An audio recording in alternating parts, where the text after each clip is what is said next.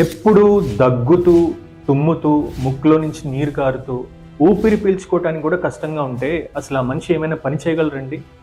వాళ్ళ జీవన విధానం ఎంత ఎఫెక్ట్ అవుతుందో మీకు తెలుసా? అసలు మనం దేని గురించి మాట్లాడుకుంటున్నాం? నమస్తే అండి, నేను మీ doctor Elchuri Rajaranjit. Welcome to my A to Z series on various valuable ayurvedic tips and formulations. అదేదో సమస్య కాదండి, బ్రాంకైటిస్ సమస్య.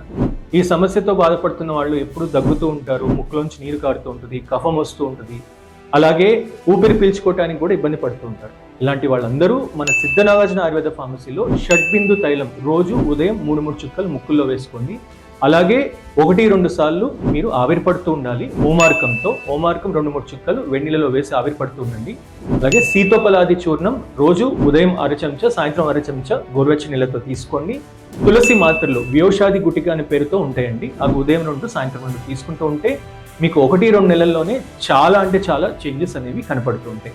ఇలాంటి సమస్యతో బాధపడుతున్న వాళ్ళు మీరు చల్లటి పదార్థాలు తీసుకోవద్దు. అలాగే శనగపిండి కానీ, ఆయిల్ పదార్థాలు కానీ, స్వీట్స్ కానీ తినొద్దండి. ఎప్పుడు వేడి వస్తువులే తీసుకుంటూ ఉంటారు. మీరు కూడా 10 మందికి నా వీడియో నచ్చినట్టయితే షేర్ చేయండి.